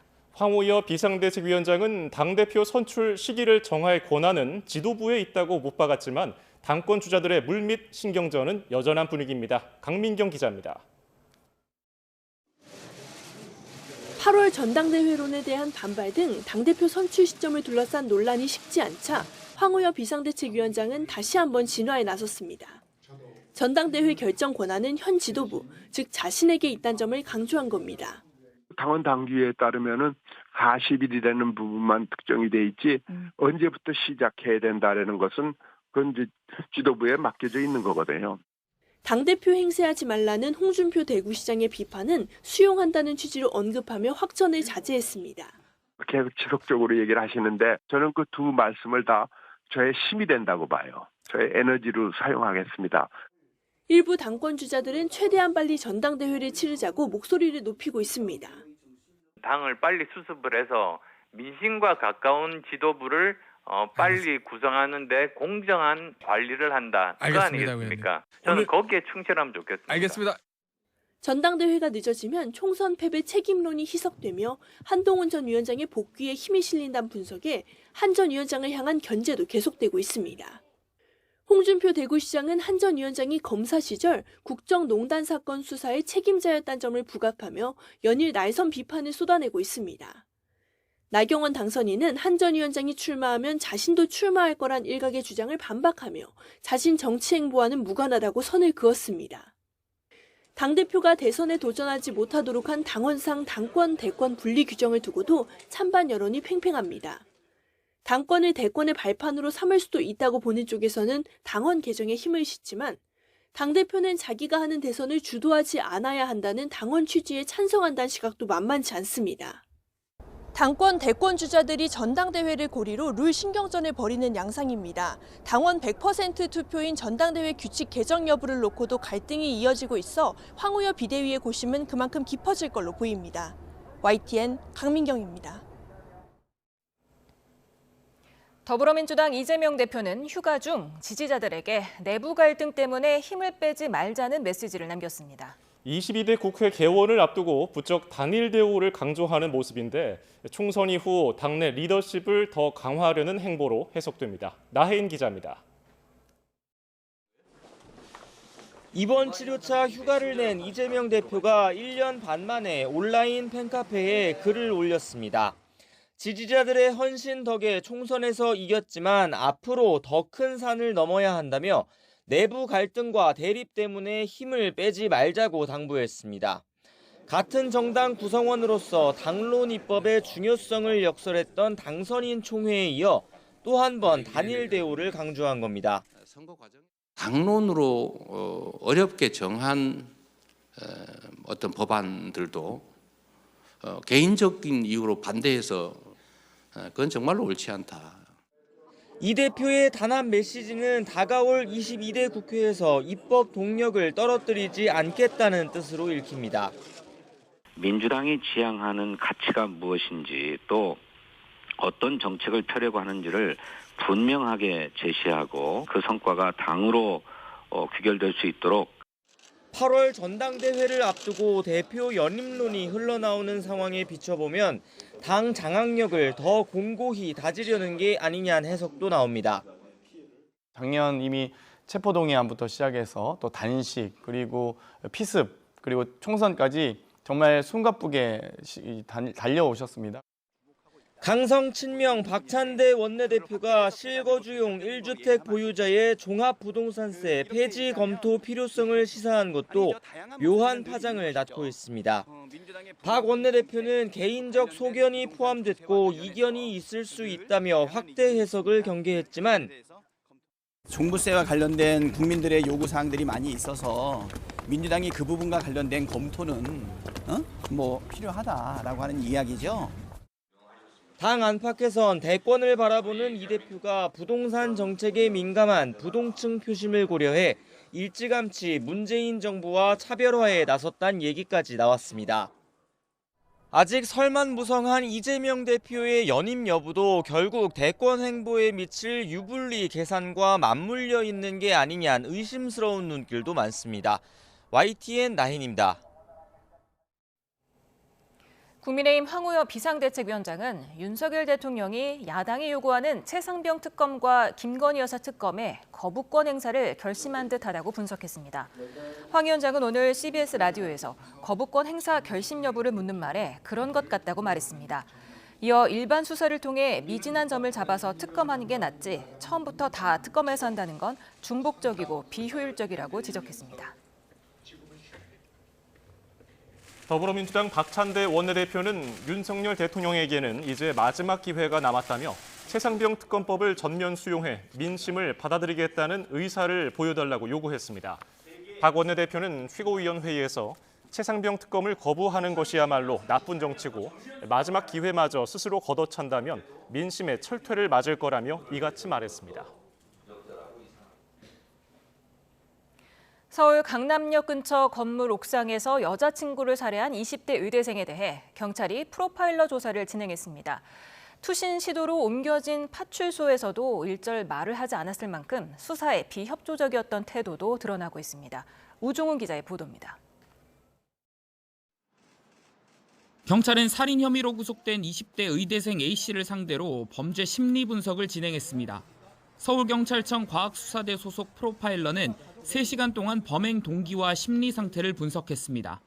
사이코패스 진단검사도 검토됐지만 실시하진 않았습니다. 경찰은 프로파일러 조사를 한 이유를 밝힐 순 없지만 서울청과 서초경찰서 모두 필요하다는 데 공감했다고 밝혔습니다. 그의 행동에 설명되지 않는 일종의 반사회성이라든가 잔혹성이 존재하기 때문에 공개된 장소에서 범행을 했고 그리고 계획성, 잔혹성 이렇게 포함이 되니까 경찰은 추가 프로파일러 조사를 검토하면서 계획 범죄였음을 규명하는 데 수사력을 모으는 거로 알려졌습니다. 수사 초기 A씨가 비협조적인 태도를 보이며 피해자 발견이 늦어진 점도 드러나고 있습니다. 경찰 관계자는 파출소에서 투신을 시도한 이유를 묻자 A씨는 일절 답이 없었다며 긴장감 때문에 말을 꺼리는 게 아니라고 느껴질 만큼 비협조적이었다고 설명했습니다. 소지품을 두고 왔다는 말도 부모와 통화에서 언급된 것을 거듭 캐물은 끝에야 털어놨다고 했습니다. 또 경찰은 처음 출동했을 때 범죄로 의심할 만한 정황을 찾기 어려웠다고 밝혔습니다. 경찰이 옥상에 도착했을 때 이를 본 A씨는 난간으로 뛰어갔고 하체를 잡고 구조한 이후에도 몸부림치듯 투신을 거듭 시도하려 했기 때문이라는 겁니다. A씨가 범행을 들키지 않으려고 살인을 저지른 뒤 경찰이 출동하기 전까지 어떤 일을 벌였는지도 추가 수사로 밝혀져야 할 것으로 보입니다. YTN 우종훈입니다. 충남 천안의 한 식당에서 자신의 6살 딸이 80대 노인에게 성추행당하고 2차 가해가 이어졌다는 글이 인터넷 커뮤니티에 올라와 공분을 사고 있습니다. 글쓴이는 지난해 12월 30일 자신이 운영하는 식당에서 80대 A씨가 술을 마신 뒤 딸아이의 가슴과 엉덩이 등을 만진 사실을 CCTV를 통해 확인해 경찰에 신고했다고 밝혔습니다. 이어 식당에서 멀지 않은 곳에 사는 A씨가 올해 3월 무고죄로 신고하겠다며 찾아와 행패를 부렸고 지난 8일 구속영장 실질심사가 진행됐지만 법원에서 기각됐다고 전했습니다. 이에 대해 충남경찰청은 6살 여자아이를 성추행한 혐의로 알코올 중독을 앓는 A씨를 불구속 상태로 검찰에 넘겼다고 밝혔습니다. 앞서 YTN은 코로나19 팬데믹 당시 생활치료센터 방역 업무를 맡았던 세방 여행이 인건비 뻥튀기로 수상한 특수를 노렸다는 의혹을 제기했는데요. 1년 반 넘게 관련 수사를 이어온 경찰이 실제 수백억 원대 인건비 부풀리기를 확인하고 업체 대표 등을 검찰로 송치했습니다. 윤웅선 기자의 보도입니다. 취재 결과 업체들이 국가에 청구한 인건비보다 훨씬 적은 액수를 노동자들에게 지급한 정황이 드러났습니다. YTN의 단독 보도로 알려진 세방여행의 코로나 특수 의혹. 다수 공공기관과 1,000억 원 넘는 방역 관련 용역 계약을 체결하면서 인건비를 뻥튀기했다는 의혹이 대표적이었습니다. 경찰 수사 결과 실제 생활치료센터 방역요원 인건비의 절반가량을 중간에서 가로챈 것으로 확인됐습니다. 코로나 유행으로 인한 위험수당에다 방호복을 입고 일하는 고강도 업무라며 한 달 보수로 한 명당 평균 700만 원씩을 챙기고도 실제 근무자들에게는 350만 원만 지급한 겁니다. 수습 기간이라서 약 3개월 동안은 350만 원 정도 월에 수령을 했었고요. 입금 내역 등을 보고하라는 지자체의 요구에는 허위로 조작한 서류를 낸 것으로 조사됐습니다. 은행 누리집에서는 이렇게 계좌 이체 내역을 파일로 다운받을 수 있는데요. 이들은 입금한 돈을 실제보다 훨씬 더 많은 액수로 고쳐 지자체를 속였습니다. 근무 인원수를 부풀려 보고하고 예산을 타낸 경우도 있었습니다. 이런 수법으로 서울과 광주 등 지자체 21곳을 포함해 모두 23개 기관에서 용역대금 360억 원가량을 부풀려 가로챘다는 게 경찰의 판단입니다. 경찰은 오창희 대표 등 세방여행과 세방 SNC 관계자 6명을 특정경제범죄 가중처벌법상 사기와 공무집행 방해 등 혐의로 검찰에 송치했습니다. 국가가 긴급 상황이었잖아요. 국가에서 긴급하게 여러 가지 형태의 보조금들을 지급을 했고요. 수사기관 입장에서는 해당 사안이 등장했을 때는 전수조사에 대한 의지를 가질 것이 필요하다고 생각합니다. 검찰 수사와 재판을 통해서도 세방여행 측의 사기 혐의가 인정될 경우 지자체로부터 부풀려 타낸 용역대금에 대한 환수 처분도 가능할 전망입니다. YTN 윤웅성입니다.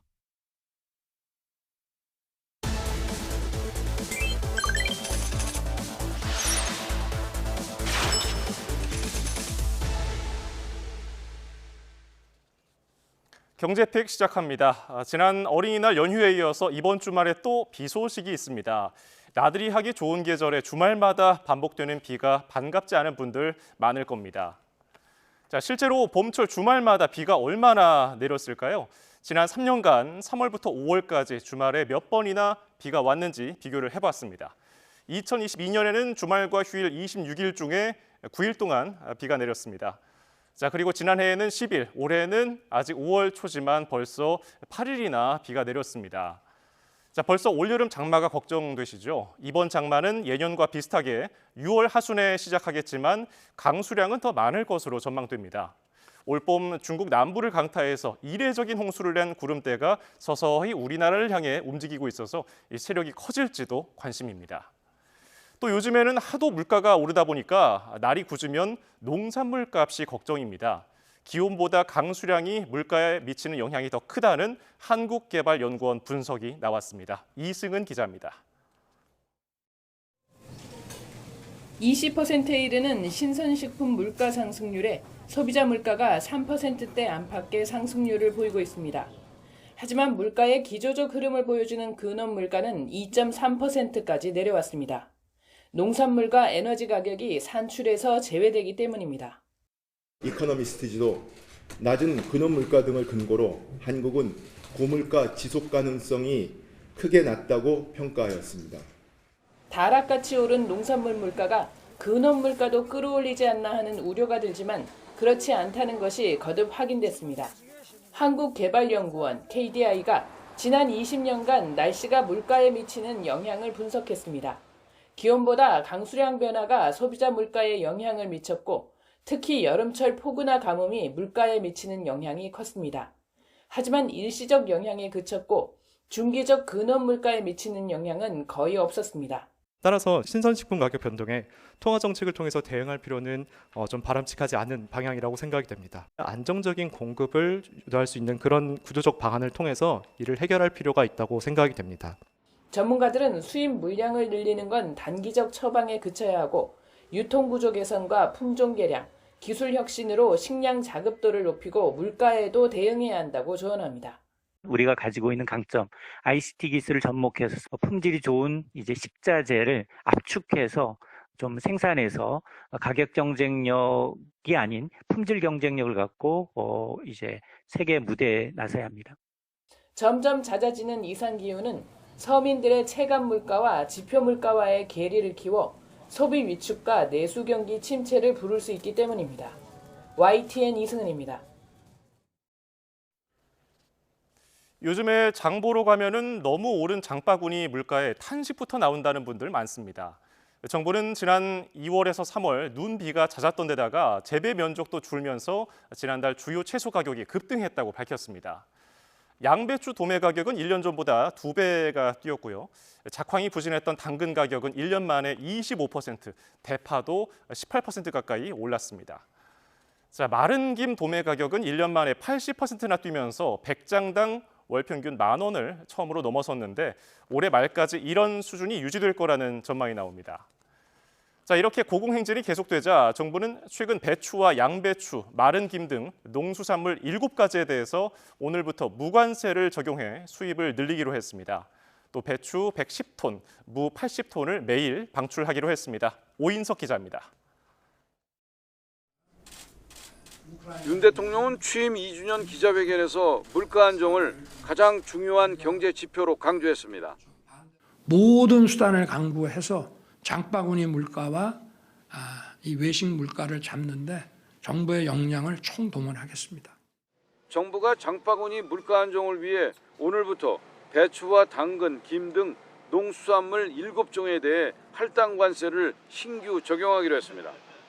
배추는 10월 말까지 수입 전량을, 양배추는 다음 달 말까지 6,000톤, 코코아두는 12월까지 수입 전량에 무관세가 적용됩니다. 마른 김과 조미김도 각각 700톤과 125톤이 할당 관세 대상입니다. 관세를 0%까지 낮춰 수입 물량을 확대해 가격 불안을 잡겠다는 겁니다. 특히 최근 가격이 급등한 김은 해수부와 공정위, 해경이 공동으로 유통시장 현장 점검을 실시하고 양식장 2,700헥타르를 신규 개발해 올해 생산량을 확대하기로 했습니다. 축구장 넓이의 3,800배 규모입니다. 또 수산물 물가 안정을 위해 오징어와 고등어, 갈치 등 정보 비축 물량 5,000톤이 시중에 풀립니다. 이와 함께 이달 중 배추와 무가 매일 방출됩니다. 특히 장바구니 물가 안정을 위해 5월에도 매일 배추 110톤, 무 80톤 규모를 지속 방출하고 5, 6월 중에는 바나나, 키위, 체리 등 직수입 과일을 35,000톤 이상 도입하겠습니다. 정부는 경제지표와 국민의 체감도 차이를 줄이기 위해 범부처 민생안정지원단을 출범시켰습니다. 지표상 경기회복세가 가장 중요한 민생지표인 물가 안정으로 이어지도록 총력 대응한다는 방침입니다. YTN 오인석입니다. 지난해 비급여 지급 보험금이 증가세로 전환하면서 실손보험 적자가 다시 늘어났습니다. 금융감독원에 따르면 지난해 실손보험 손익이 1조 9천여억 원 적자로 1년 전보다 4천여억 원 늘었습니다. 지난해 손해율이 늘어난 데다 지난 2022년 백내장 대법원 판결 영향으로 다소 감소했던 비급여 지급 보험금이 증가했기 때문입니다. 보험 손익은 보험료 수익에서 발생 손해액과 실제 사업비를 제외한 액수로 적자 금액이 지난 2022년 1조 원대로 감소했으나 지난해 다시 2조 원에 육박했습니다. 정부가 오늘 2024년도 지역 활력타운 선정 결과를 발표했습니다. 선정된 지자체는 강원도 영월군, 충북 보은군, 충남 금산군, 전북 김제시와 부안군, 전남 구례군과 곡성군, 또 경북 영주시와 상주시, 경남 사천시 10곳입니다. 지역 활력타운은 은퇴자와 귀농 귀촌인들에게 주거와 생활 인프라 등을 8개 부처가 통합 지원해서 살기 좋은 전원마을을 조성하는 사업입니다. 지원 대상이 되면 지자체가 자율 선택한 부처별 연계 사업에 대해서 통합적인 국비 지원과 인허가 특례 등 다양한 행정적인 지원을 받게 됩니다. 세계적인 K-뷰티 인기에 올해 들어서 가정용 미용기기 수출액이 역대 최대를 기록한 것으로 나타났습니다. 관세청은 지난 1월부터 4월까지 미용기기 수출액이 6,700만 달러로 지난해 같은 기간보다 145% 증가했다고 밝혔습니다. 가정용 미용기기는 전동 피부 마사지기나 LED 마스크, 두피 관리기 등 소형 전기 제품입니다. 관세청은 지난해 역대 최대 수출을 기록한 데 이어서 올해는 더욱 가파른 상승세로 연말까지 최대 실적을 달성할 것으로 내다봤습니다.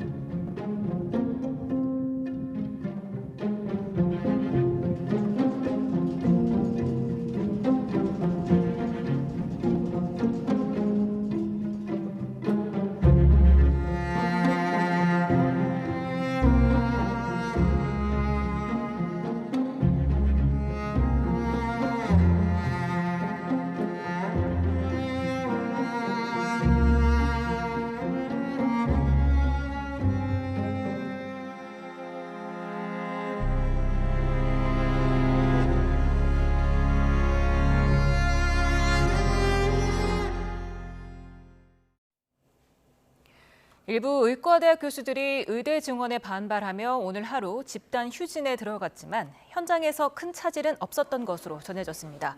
전국의과대학 교수 비상대책위원회는 주 1회 휴진 방침에 따라 지난달 30일과 이달 3일에 이어 오늘 전국적으로 휴진에 들어갔다고 밝혔습니다. 정부 관계자는 개별 휴진이라 정확한 집계는 어렵다면서도 참여율이 낮고 응급, 중증, 입원 환자에 대한 진료와 수술은 평소처럼 진행돼 별다른 혼란은 벌어지지 않았다고 말했습니다. 한덕수 국무총리는 의대 교수들의 집단 휴진에 우려를 표하며 치료 연기로 애태우는 환자들의 고통을 헤아려 달라고 당부했습니다. 정부는 남은 의료개혁 과제들에 대해서도 흔들림 없이 추진해 나가겠다고 말했습니다. 들어보겠습니다. 집단 휴진을 거론하시는 의사분들은 부디 난치병을 앓는 분들, 몸이 약한 고령자를 모시는 분들과 아픈 아기를 키우는 분들, 암 치료가 연기되어 애태우는 분들의 고통을 헤아려 주셨으면 합니다. 어제 대통령님께서는 기자회견을 통해 국정 현안을 국민들께 상세히 말씀드리고 국민 대다수가 지지하시는 의료 개혁을 반드시 완수하겠다는 뜻을 다시 한번 표명하셨습니다. 의대 증원 결정이 충분한 논의를 통해 이루어졌다는 사실도 다시 한번 강조하셨습니다. 정부는 의대 증원과 관련된 모든 내용을 국민들께 소상히 알려드려 왔습니다. 앞으로도 충실하게 설명드리고 투명하게 밝힐 예정입니다. 대한의사협회가 의사 공급 왜곡으로 인한 의료시장의 붕괴를 막아달라며 법원에 탄원서를 제출했습니다. 의협은 오늘 의대 증원 집행정지 가처분 심리를 맡은 서울고등법원에 의사회원 2만여 명, 의대생, 학부모 2만여 명 등 모두 4만 2,200여 명이 동참한 탄원서를 냈다고 밝혔습니다. 지금 유럽은 각국을 대표하는 가수들의 경연장 유로비전 송 콘테스트 열기로 뜨겁습니다. 그런데 여기 이스라엘 가수가 참가하는 걸 놓고 논란이 커지고 있는데요. 노래 경연으로까지 번진 중동 갈등, 이경아 기자가 보도합니다. 각국의 음악 팬들이 설레는 표정으로 속속 모여듭니다. 유럽 최대의 음악 경연 유로비전 송 콘테스트의 준결승과 결승을 현장에서 보기 위해서입니다. 이번 대회에 참가한 나라는 37개국. 여기 이스라엘이 포함되면서 논란이 시작됐습니다.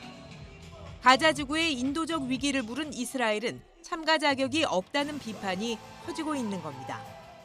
Israel is a part of the competition, and we think that's wrong.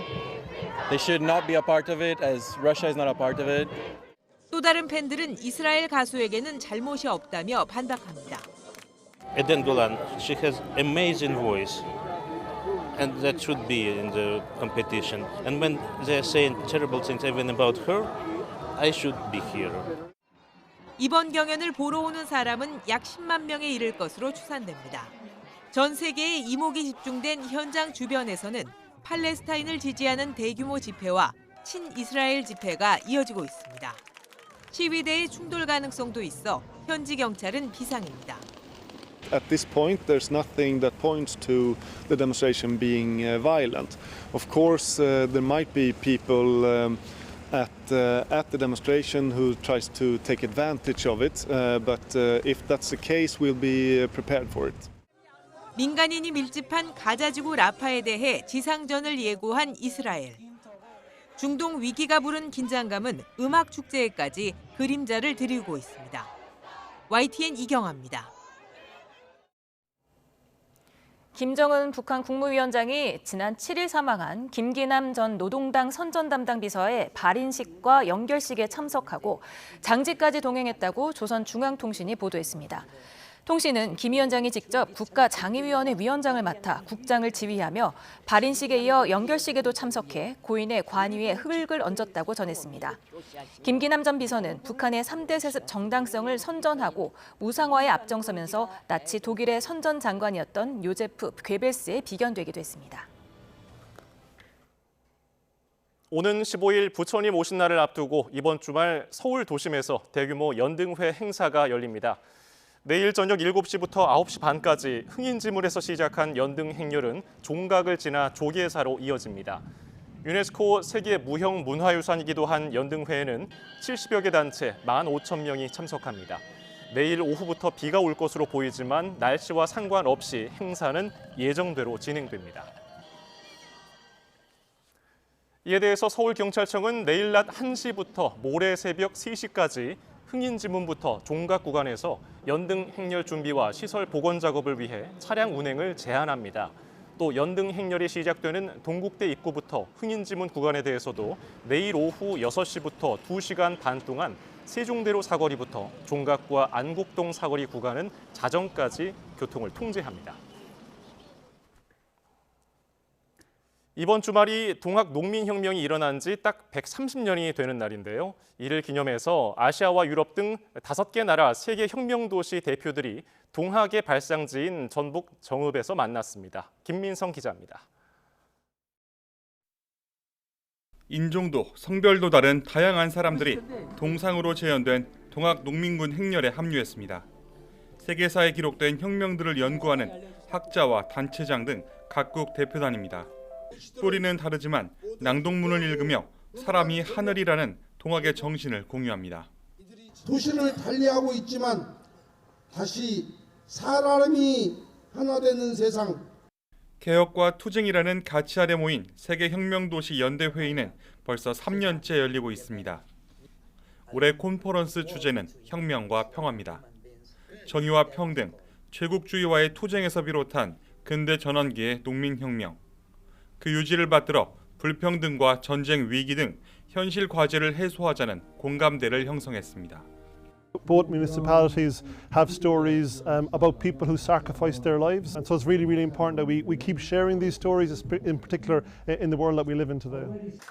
정읍시는 지난 3년간 회의에 참여한 곳들을 회원 도시로 삼아 행사를 정식 국제회의로 격상하는 방안을 검토하고 있습니다. 이를 위해 참가국 수를 더 늘리고 국제기구와 협력할 방안도 찾는 중입니다. 세계 혁명도시 간의 지속적인 연대를 통해서 동학농민혁명의 세계화 그리고 미래화를 이끌어가면서 혁명도시 우리 정읍의 역사적 정체성을 바로 세운다는 점에서 이번 주말에는 정읍 동학농민혁명 기념공원에서 동학농민혁명 국가기념일 정부 행사와 정읍시 행사가 잇따라 열릴 예정입니다. YTN 김민성입니다. 세계 최강 한국 양궁이 파리올림픽에 대비한 특별 훈련에 나섰습니다. 파리올림픽 양궁 경기장을 진천 손수촌으로 그대로 옮겨왔다고 합니다. 김재형 기자입니다. 2024 파리올림픽 로고가 선명한 경기장. 프랑스 파리 앵발라드 광장에 설치될 올림픽 양궁 경기장이 진천 선수촌에 등장했습니다. 파리올림픽에 대비해 양궁협회가 올림픽 경기장 조감도를 반영해 만든 특별 세트장입니다. 선수 소개부터 관중 환호성까지.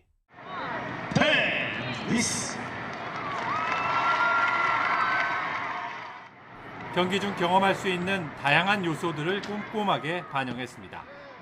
올림픽과 똑같은 경기장에서 선수들은 종목별로 실전 경기를 치르며 적응력을 높였습니다.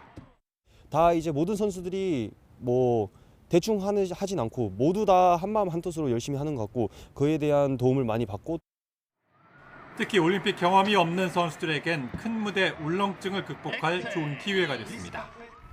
파리 올림픽에 가 있는 느낌이 날 것 같고요.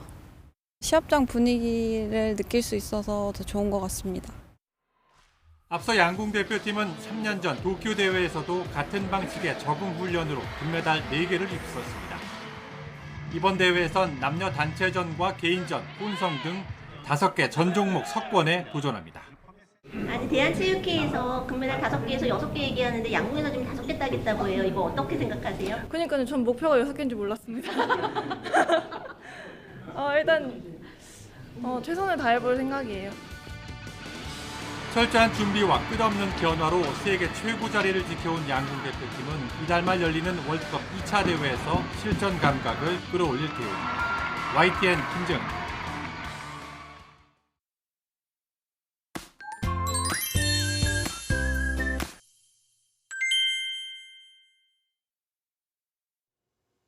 왜 주말마다 비가 오는 걸까요? 아, 그러게요. 지난주에도 비가 와서 아쉬웠는데 내일 또 비가 오잖아요. 네, 맞습니다. 오전에 경기 북부를 시작으로 오후부터 밤사이 전국으로 비가 확대될 것으로 보이는데요. 전국적으로 바람이 강하게 불겠고 특히 해안가를 중심으로는 초속 20m 안팎의 돌풍이 몰아치겠습니다. 여기에 남해안과 제주도에는 최고 80에서 120mm 이상의 많은 비가 내리겠고요. 벼락도 동반되겠습니다. 피해 없도록 대비 철저히 해주시기 바랍니다.